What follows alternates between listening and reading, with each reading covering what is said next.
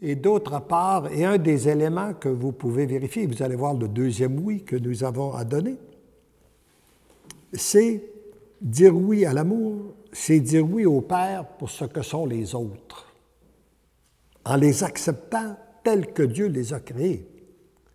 Parce que si je ne suis pas une erreur de sa création, mon épouse non plus, mon mari non plus, mes enfants non plus, ma compagne religieuse non plus. Hein? Elle n'est pas une erreur de sa création. Alors donc, je dois l'accepter comme elle est. Hein? Et un des éléments aussi qu'on peut vérifier, qui est très vérifiable pour savoir jusqu'à quel point on s'accepte, c'est dans quelle proportion nous acceptons les autres. Il m'apparaît qu'il y a un lien très, très étroit entre l'acceptation des autres et l'acceptation de soi-même. Et lorsqu'une personne, moi, me dit « j'ai de la misère à accepter telle et telle personne », je lui pose toujours la question « est-ce que tu t'acceptes toi-même? » Hein? Parce que souvent, on projette, parce qu'on n'est pas capable d'avoir... On pense qu'on a de la misère à accepter les autres, mais fondamentalement, c'est qu'on ne s'accepte pas soi-même. Mais lorsqu'on s'est accepté soi-même, ça vient nous aider à accepter les autres comme ils sont, et on n'entre pas dans le grand mouvement de vouloir les changer. On fait tout simplement les accueillir, les aimer, prier pour eux, etc., etc.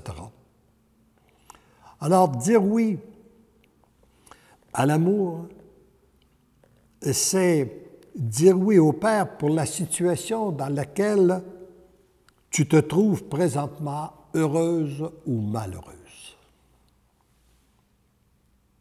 Ça, là, on a à donner ce oui-là. Tu es marié, tu dis oui à la situation que tu te retrouves aujourd'hui, marié. Tu es religieux, tu es religieuse, tu dis oui à ta situation dans laquelle tu es. Tu es séparé, divorcé, tu es célibataire, tu dis oui, Seigneur, à cette situation-là. C'est peut-être pas ce que j'aurais voulu. Les événements ont fait que je suis là, mais je te dis oui à cette situation. Et lorsque tu donnes ton oui à la situation, après, le Seigneur peut agir, peut transformer. C'est là que lui vient, ça vient lui donner toute la liberté d'agir. Mais tant qu'on ne lui a pas donné notre oui, on bloque, moi je dirais, nous devenons un obstacle à sa volonté. Je pense à quand on regarde qu'est-ce que les merveilles que le Seigneur peut faire, je pense à mon premier voyage que j'ai fait en France. Une dame m'est arrivée en me disant « Moi, je vis une très grande souffrance. Je suis mariée depuis 25 ans à un homme que je n'ai jamais aimé. Puis je suis mère de 4 enfants. Et ça, c'est une souffrance très, très grande de vivre avec un homme qu'on n'a jamais aimé. » Je ne lui ai pas demandé pourquoi elle l'avait marié. C'était pas de mes affaires. Mais j'ai dit, tu vois bien que c'est un problème qui te dépasse. C'est ni toi, ni moi qui est capable d'apporter cette solution, d'apporter la solution à ton problème. Accueille ta situation, dis oui à ta situation, remets ça entre les mains du Seigneur, puis regarde-le agir. 2 ans plus tard, elle m'arrive avec un petit sourire. Elle dit, vous ne savez pas ce qui m'est arrivé? J'ai dit, non. Elle dit, imaginez-vous, je suis tombée amoureuse de mon mari après 26 ans de mariage. Et nous avons vécu ensemble une véritable lune de miel qui a duré pendant 6 mois puis qui se continue. Hein? Alors, voyez-vous, le Seigneur est capable de faire des choses que nous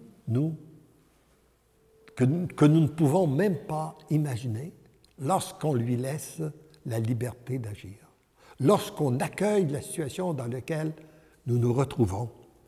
Je vois que le temps est arrivé de faire la pause. On reprendra cet enseignement-là, on continuera tout à l'heure cet enseignement sur les oui que nous avons à donner pour bien les comprendre, parce que pour moi, c'est un fondamental dans notre cheminement de foi. C'est la base sur laquelle le Seigneur peut construire avec nous, dans la mesure où, et c'est par nos oui qu'on lui permet d'associer notre volonté à la sienne